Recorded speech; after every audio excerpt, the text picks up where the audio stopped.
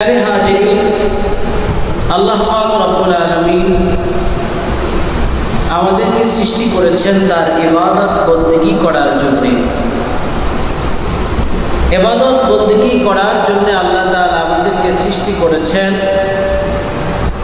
আর আদর্শ হিসেবে তিনি দান করেছেন আমাদের নবী বিশ্ব নবীজি মুহাম্মদুর রাসূলুল্লাহ সাল্লাল্লাহু আলাইহি ওয়াসাল্লামকে, যার মহান আদর্শ সম্পর্কে আল্লাহ পাক রব্বুল আলামিন পবিত্র কোরআনুল কারীমের মধ্যে বলছেন, ইন্নাকা লাআলা খুলুকিন আযীম।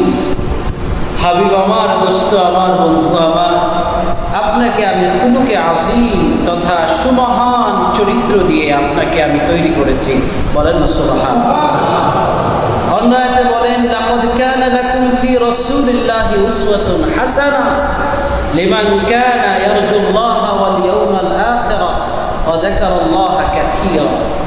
আল্লাহ তাআলা বলেন, যে ব্যক্তি এই পৃথিবীর মধ্যে উত্তম আদর্শ খুঁজে, ওই মানুষটার জন্য সবচেয়ে উত্তম আদর্শ হচ্ছে নবী মুহাম্মদুর রাসূলুল্লাহ সাল্লাল্লাহু আলাইহি ওয়াসাল্লামের আদর্শ। বলেন না সুবহানাল্লাহ। আল্লাহ বলেন, নবী আপনাকে আমি উসওয়াতুন হাসানা দান করেছি। বলেন না সুবহানাল্লাহ। উসওয়াতুন হাসানা কি? উত্তম চরিত্র, উত্তম আদর্শ। এই উত্তম চরিত্রের অনুকরণ যে ব্যক্তি করবে, নিঃসন্দেহে সে সফল কাম। আর এই আদর্শের বাইরে যদি কোনো মানুষ চলে, তাহলে সফলতার বদলে ব্যর্থতা তার জীবনের চিরসঙ্গী হবে। অন্য আয়াতের মধ্যে আল্লাহ তাআলা কোরআনুল কারীমের মধ্যে বলছেন, মা আতাকুমুর রাসূলু ফাখুযুহু ওয়া মা নাহাকুম আনহু ফান্তাহু। দুনিয়ার মানুষ, আমার রাসূল তোমাদের কাছে যা কিছু নিয়ে এসেছেন, ওই জিনিসগুলোকে তোমরা আঁকড়ে ধরো, আর যে বিষয়গুলো থেকে তোমাদেরকে নিষেধ করেছেন, ওই বিষয়গুলো থেকে তোমরা বিরত থাকো। ভাইদের কাছে আমার জানতে ইচ্ছা করে, আমার নবী মুহাম্মদুর রাসূলুল্লাহ সাল্লাল্লাহু আলাইহি ওয়াসাল্লাম এই পৃথিবীর মধ্যে কি নিয়ে আসছেন বলতে পারেন? এক নম্বরে তিনি নিয়ে আসছেন মহান আল্লাহ পাক রব্বুল আলামিনের পক্ষ থেকে আসমানি গ্রন্থ কিতাবুল্লাহ। আরেকটা হচ্ছে নবীর সারাটি জীবন আদর্শ, নবীজির সিরাত। এই দুটি জিনিস। তাই তো বিশ্বনবীজি হাদিসে পাকের মধ্যে বলেন, তারাকতু ফীকুম আমরাইন লা তাদিল্লু মা তামাসসাকতুম বিহিমা কিতাবুল্লাহি তাআলা ওয়া সুন্নাত রাসূলিল্লাহি সাল্লাল্লাহু আলাইহি ওয়াসাল্লাম। আল্লাহ রাসূল সাল্লাল্লাহু আলাইহি ওয়াসাল্লাম বলেন, ও আমার সাহাবীরা, এই পৃথিবীর মধ্যে একদিন হয়তো আমি থাকবো না। আল্লাহর হুকুমে আমাকে হয়তো রবের ডাকে হাজিরা দিতে হবে, কিন্তু মনে রাখবা, তোমাদের কাছে আমি দুটো জিনিস রেখে যাচ্ছি। এই দুটো জিনিসকে যতদিন পর্যন্ত তোমরা আঁকড়ে ধরবা, তোমরা বিপদগামী হবা না। এক নম্বরে হচ্ছে কিতাবুল্লাহি তাআলা, আমার আল্লাহ পাক রব্বুল আলামিনের কিতাব। আরেকটি হচ্ছে সুন্নাত রাসূলিল্লাহি সাল্লাল্লাহু আলাইহি ওয়াসাল্লাম, আমার রাসূল সাল্লাল্লাহু আলাইহি ওয়াসাল্লামের আদর্শ, নবীজির জীবনচরিত, নবীজির সুন্নাত। বলেন না সুবহানাল্লাহ। একজন মুমিনের কর্তব্য হচ্ছে রাসূলের সুন্নাতকে গলার মালা বানিয়ে নেওয়া, রাসূলের আদর্শকে তার গোটা শরীরের প্রত্যেকটি অঙ্গে প্রত্যঙ্গে ধারণ করা। এটা হচ্ছে একজন মুসলমান, একজন মুমিনের কর্তব্য। আল্লাহ রাসূল সাল্লাল্লাহু আলাইহি ওয়াসাল্লাম সাহাবায়ে কেরামদেরকে উদ্দেশ্য করে বলছেন, সাহাবীরা জানো, বনী ইসরাঈলের লোকরা ৭২ দলে বিভক্ত ছিল। অচিরেই আমার উম্মতরা ৭৩ দলে বিভক্ত হবে। সাহাবীরা বলতেছে, ইয়া রাসূলুল্লাহ, ইয়া হাবিবাল্লাহ, ৭৩ দলে বিভক্ত হবে। আমার রাসূল বলেন, শুধু তাই না, এই ৭৩ দলের মধ্যে মাত্র একটা দল জান্নাতে যাবে, বাকি সবাই জাহান্নামে যাবে। সাহাবা আজমাইনরা প্রশ্ন করলো, ইয়া রাসূলুল্লাহ, ইয়া হাবিবাল্লাহ, সেই দলটা কারা যাদেরকে আল্লাহ পাক রব্বুল আলামিন জান্নাতের মেহমান বানাবেন, জান্নাতের দপ্তরে তাদের নাম লিপিবদ্ধ করবেন? আমার রাসূল সাল্লাল্লাহু আলাইহি ওয়াসাল্লাম বলেন, মা আনা আলাইহি ওয়া আসহাবি। ও আমার সাহাবীরা, তোমরা শুনে রাখো, যেই মানুষগুলো আমি নবী মুহাম্মদুর রাসূলুল্লাহ সাল্লাল্লাহু আলাইহি ওয়াসাল্লামের আদর্শের উপরে চলবে এবং আমার সাহাবা আজমাইন রেখে যেই মতে চলেছেন, তাদের দেখানো পথে মতে চলবে, ওই মানুষগুলো জান্নাতি। বলেন সুবহানাল্লাহ। এই জন্য ভাইরা আমার, আমাদের জন্য আল্লাহ পাক রব্বুল আলামিন পবিত্র কোরআনুল কারীমের মধ্যে বলে দিয়েছেন, ইয়া আইয়ুহাল্লাযীনা আমানু আতিউল্লাহ ওয়া আতিউর রাসূল ওয়া উলিল আমরি মিনকুম। আল্লাহ পাক রব্বুল আলামিন এই বিধানটা মুমিন বান্দাদেরকে লক্ষ্য করে বলেছেন। রব্বুল আলামিন গোটা পৃথিবীর মানুষকে লক্ষ্য করে বলেন নাই, শুধুমাত্র মুমিনদেরকে লক্ষ্য করে বলেছেন বিধান। কি বিধান দিয়েছেন দুনিয়ার মানুষ? ও ঈমানদাররা, তোমরা শুনে রাখো, তোমরা আমি রব্বুল আলামিনের উপর ঈমান এনেছো। ঈমানের তাকাজা হচ্ছে তোমরা আতিউল্লাহ, আল্লাহর অনুসরণ করবে, ওয়া আতিউর রাসূল, তোমরা রাসূলের অনুসরণ করবে, ওয়া উলিল আমরি মিনকুম, এবং তোমাদের মধ্য থেকে উলুল আমর যারা আছে তাদের অনুসরণ করবা। বলেন সুবহানাল্লাহ। তাহলে আল্লাহর অনুসরণ করতে হবে, আল্লাহ যেই হুকুম করেছেন সেটাকে মানতে হবে, রাসূল যেই পথ দেখিয়েছেন, যেই মত দেখিয়েছেন সেই পথে মতে চলতে হবে। আর 3 নম্বরে উলিল আমর যারা, তাদেরকে মানতে হবে। উলিল আমর কারা? কোন কোন মুফাসসিরিনরা বলেছেন এখানে উলিল আমর দ্বারা উদ্দেশ্য সাহাবায়ে কেরামরা, আবার কেউ বলেছেন তাবেঈনরা, আবার কেউ বলেছেন এখানে উলিল আমর দ্বারা উদ্দেশ্য হচ্ছে একজন মুসলিম, এমন একজন ইমানদার বান্দা যে আল্লাহ পাক রব্বুল আলামিনের পক্ষ থেকে মনোনীত হয়েছে। বলেন সুবহানাল্লাহ। আল্লাহ পাক রব্বুল আলামিনের প্রিয় বান্দা যারা, রব্বুল আলামিনের ইবাদত করতে করতে যারা আল্লাহর একদম নিকটবর্তী হয়ে গেছে, এমন মানুষের অনুসরণ করো। কারণ ওই মানুষগুলো তো আল্লাহ এবং তার রাসূলের অনুসরণ করেই আল্লাহর পেয়ারা বান্দা হয়েছে। কথা বলেন ঠিক কিনা? ওই মানুষগুলো তো তোমাকে আল্লাহ পাক রব্বুল আলামিনের হুকুমের বাইরে ভিন্ন কোনো পথে মতে চালাবে। তাহলে এখানে দেখা যাচ্ছে পূর্বের হাদিসে রাসূল পাক সাল্লাল্লাহু আলাইহি ওয়াসাল্লাম বলেছেন, জান্নাতে ওই মানুষগুলো যাবে যারা আমি নবী মুহাম্মদুর রাসূলুল্লাহ সাল্লাল্লাহু আলাইহি ওয়াসাল্লামের দেখানো পথে চলবে। আমার সাহাবীদের যাদের মর্যাদা আকাশের তারকা সমতুল্য, যাদের ব্যাপারে নবী বলেন আসহাবি কান নুজুম ফাবিহিম ইকতাদাইতুম ইহতাদাইতুম। ও দুনিয়ার মানুষ, তোমরা যদি হিদায়াত পেতে চাও, সৎ পথে চলতে চাও, সৎ পথের দিশা পেতে চাও, তাইলে সাহাবায়ে কেরামদের পথে চলো। বলেন সুবহানাল্লাহ। শুধু তাই না, আমার আল্লাহ পাক রব্বুল আলামিন বলেন, ওয়া ইযা কিলা লাহুম আমিনু কামা আমানান নাস ক্বালু আনুমিনু কামা আমানাস সুফাহা আলা ইন্নাহুম হুমুস সুফাহা ওয়ালাকিন লা ইয়ালামুন। আল্লাহ পাক রব্বুল আলামিন বলেন, ও মক্কাবাসীরা, তোমরা ওই মানুষগুলোর মতো ঈমান আনো যেই মানুষগুলো নবী মুহাম্মদুর রাসূলুল্লাহ সাল্লাল্লাহু আলাইহি ওয়াসাল্লামের উপরে ঈমান এনেছে।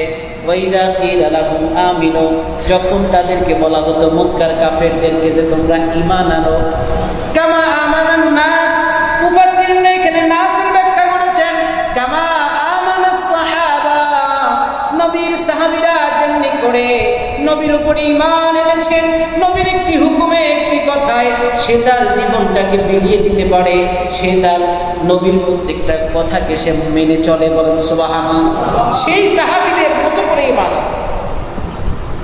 তাইলে দেখা যাচ্ছে মক্কাবাসীদের সামনে আল্লাহ পাক রব্বুল আলামিন একটা আদর্শের মাপকাঠি সেট করে দিয়েছেন যে নবীকে পেতে চাইলে সাহাবীদের পথে পথে চলো। বলেন না সুবহানাল্লাহ। আর আমাদের সমাজে একদল মানুষ সাহাবীদেরকে গালিগালাজ করে, অমুক সাহাবী ভুল করেছে, অমুক সাহাবী ভুল করছে, ওই সাহাবীর ওই ভুল। আরে ভাই, সাহাবী যদি ভুল করে থাকে, এটা যদি তুমি বলো, মিয়া তুমি কোন সঠিকের দাবিদার হয়ে গেছো যে তুমি সাহাবীদের ভুল ধরা শুরু করছো? বলেন নাউজুবিল্লাহ। আর একটু জয় বলেন না নাউজুবিল্লাহ। সাহাবীদের সম্পর্কে আমার আল্লাহ তাআলা বলেছেন, রাদিয়াল্লাহু আনহুম ওয়া রাদু আন। আল্লাহ পাক রব্বুল আলামিনের উপরে খুশি, তারাও আল্লাহ পাক রব্বুল আলামিনের উপরে খুশি। খুশি, বলেন না সুবহানাল্লাহ। তাহলে সে আকাশের তারকা সমতুল্য সাহাবীদের সমালোচনা করতে তোমার বুক কাঁপে না ভাই? ভাইরা আমার, তাহলে দেখা গেল আমরা যদি নাজাত পেতে চাই, জান্নাতুল ফেরদাউসে যেতে চাই, আমাদেরকে নবীর পথ ধরতে হবে, সাহাবীদের পথ ধরতে হবে। কথা বলেন ঠিক কিনা? আর একটু জোরে বলেন ঠিক না বেঠিক? ভাইরা আমার, শুধু তাই নয়, মুসলিম শরীফের মধ্যে এসেছে, হযরত জাবের ইবনে আব্দুল্লাহ রাদিয়াল্লাহু তাআলা আনহু বর্ণনা করেন, قال رسول الله صلى الله عليه وسلم, আল্লাহ রাসূল সাল্লাল্লাহু আলাইহি ওয়াসাল্লাম বলেছেন, فإن خير الحديث كتاب الله وخير الهدي هدي محمد صلى الله عليه وسلم وشر الأمور محدثاتها وكل بدعة ضلالة وكل ضلالة في النار. আল্লাহ রাসূল সাল্লাল্লাহু আলাইহি ওয়াসাল্লাম বিদায় হজের ভাষণের সময় ঘোষণা করে দিয়েছেন, ও দুনিয়ার মানুষ, তোমরা কি সঠিক পথে চলতে চাও, উত্তম পথে চলতে চাও, মনে রাখবা, ফাইন্না খায়রাল হাদিস কিতাবুল্লাহ, সর্বোত্তম পথ হচ্ছে কিতাবুল্লাহ। বলেন সুবহানাল্লাহ। সর্বোত্তম কথা হচ্ছে আমার আল্লাহর কথা।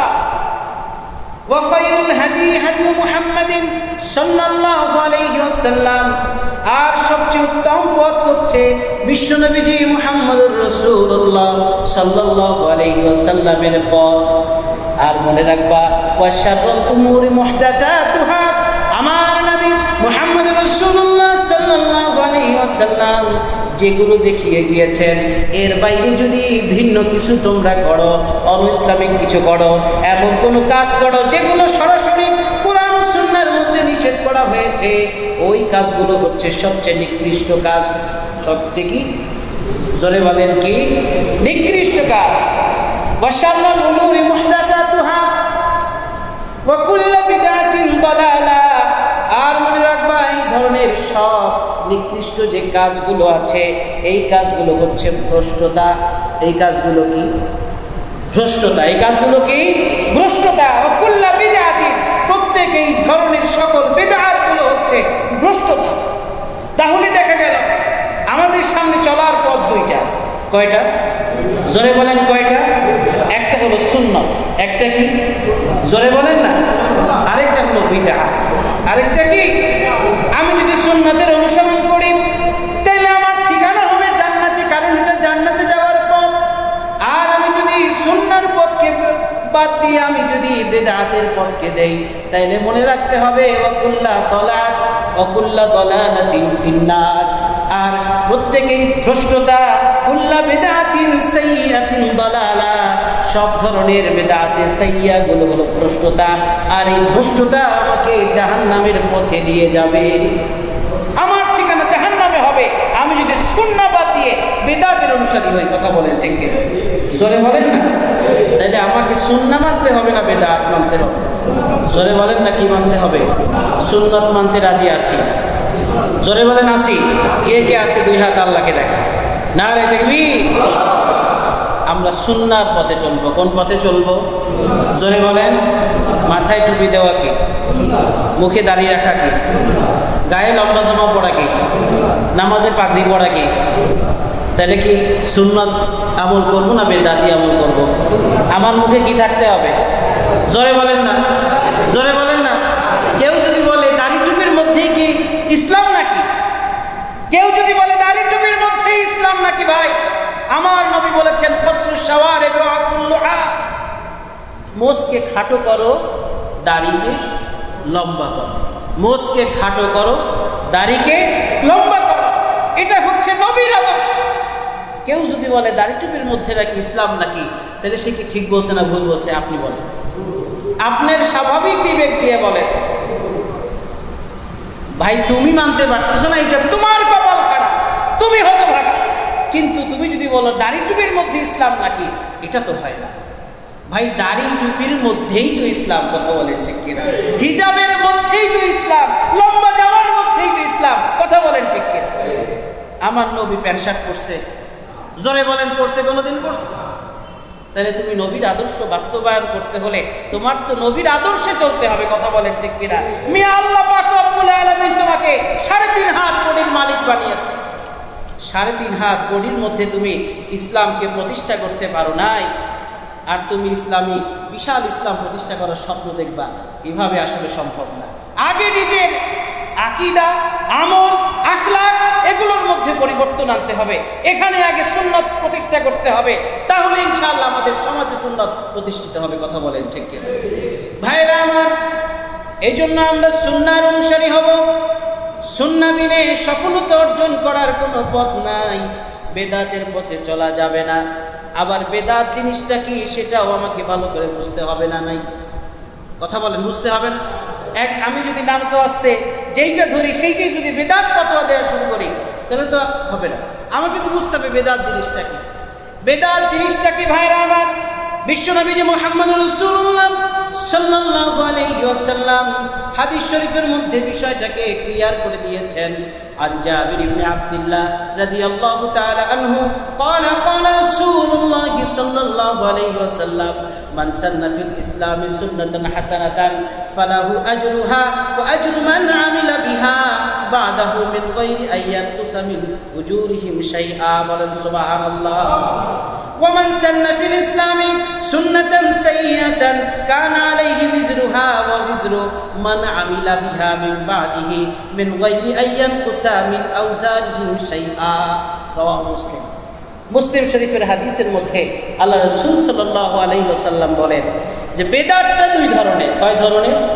জোরে বলেন। বেদাতুর মানে হচ্ছে নব্য সৃষ্ট বিষয়। বেদাতুর অর্থ কি? জোরে বলেন। কষ্ট হচ্ছে আপনাদের? কষ্ট হচ্ছে? দুরূদ শরীফ পড়েন, আল্লাহুম্মা সাল্লি আলা সাইয়্যিদিনা নবিয়িনা শাফিনা হাবিবিনা মাওলানা মুহাম্মদ সাল্লাল্লাহু আলাইহি ওয়া আলা আলিহি ওয়া সাহবিহি ওয়া সাল্লাম। বিদআতুর অর্থ কি বলেন? নব্য। বলেন আমার সাথে বলেন, বিদআতুর অর্থ নব্য সৃষ্ট বিষয়। এতগুলো মানুষ এত ছোট আওয়াজ কেন? আর একটু জোরে বলেন। বলেন নব্য সৃষ্ট বিষয়। নতুন কিছু সৃষ্টি করা এটাকে বলে বেদাত।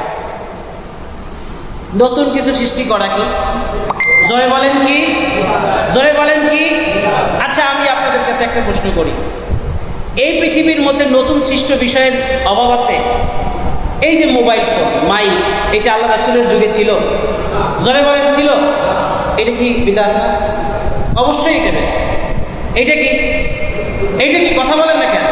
কথা না বললে বুঝবেন না, কথা বললে বুঝতেছেন। এইটা কি? এই যে মোবাইল, এটা কি? জোরে বলেন বিদআত না? এই যে মসজিদে যে কারেন্ট দিয়ে লাইট জ্বালাইছেন, এটা কি সুন্নাত না বিদআত?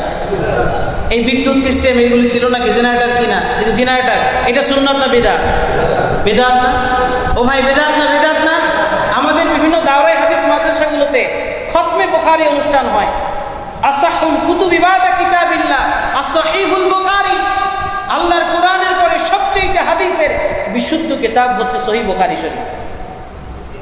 সবচেয়ে সহিহ বুখারী শরীফ। আচ্ছা, আল্লাহ রাসূল সাল্লাল্লাহু আলাইহি ওয়াসাল্লাম কি বলে গেছেন যে কোরআনের পরে সবচেয়ে বিশুদ্ধ হাদিসের গ্রন্থ হচ্ছে বুখারী শরীফ?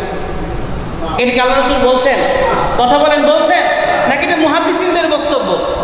হাদিস পর্যালোচনা করে সেটার বিশুদ্ধতা নিরূপণ করে তারা দেখেছেন এই কিতাবের মধ্যে সবচেয়ে বেশি বিশুদ্ধ হাদিস। বলেন না সুবহানাল্লাহ? এখন এই যে কথাটা আল্লাহ রাসূল তো বলেন নাই, তাহলে এইটা বলা সুন্নাত না বেদাত? কথা বলেন। এটা তো বেদাত, অবশ্যই বেদাত। এটা আল্লাহ রাসূল বলেন, এটা সাহাবীরা বলেন না, তাহলে এটা বেদাত না?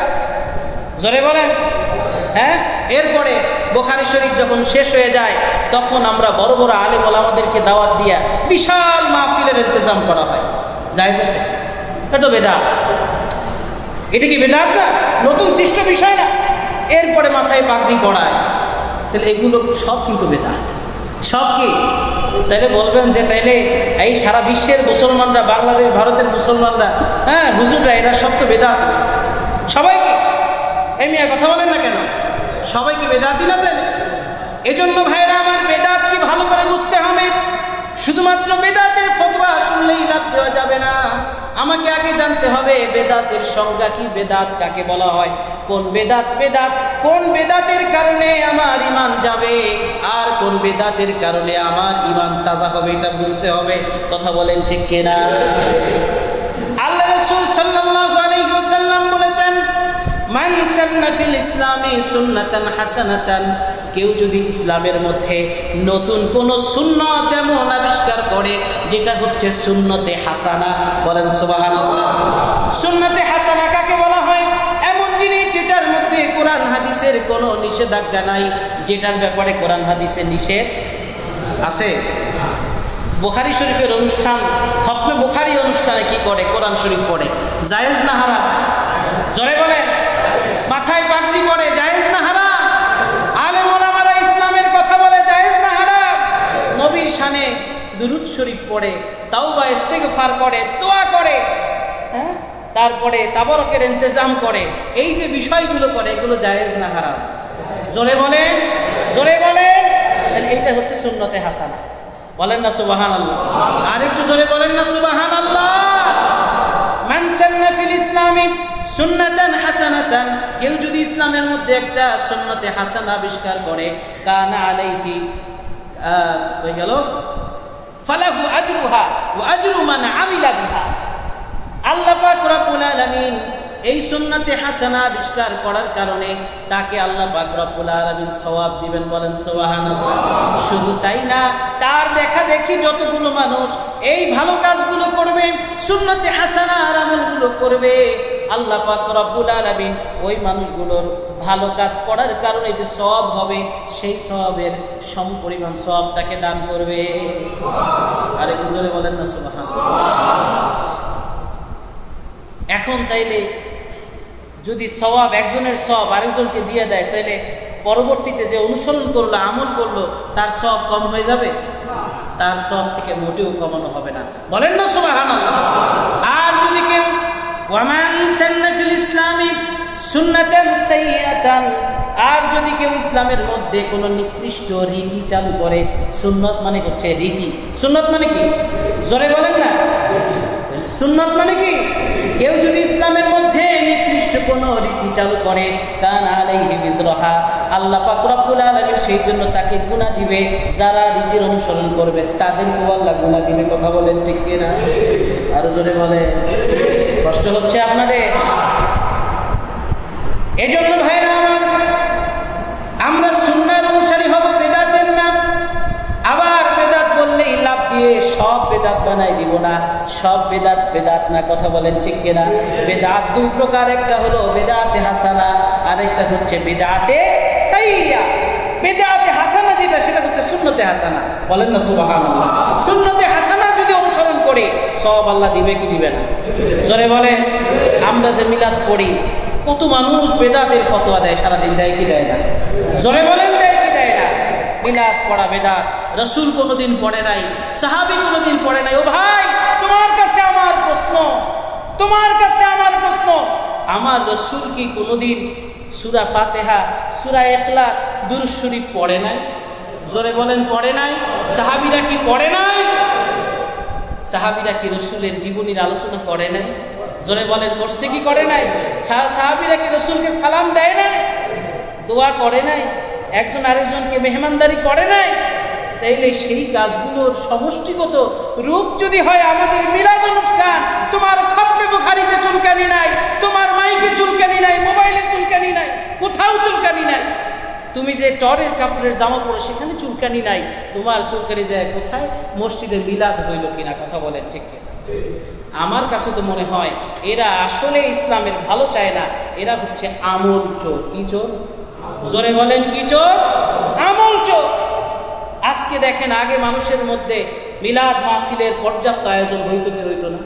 জোরে বলেন, বাড়িতে বাড়িতে মিলাদ হইতো কি হইতো না?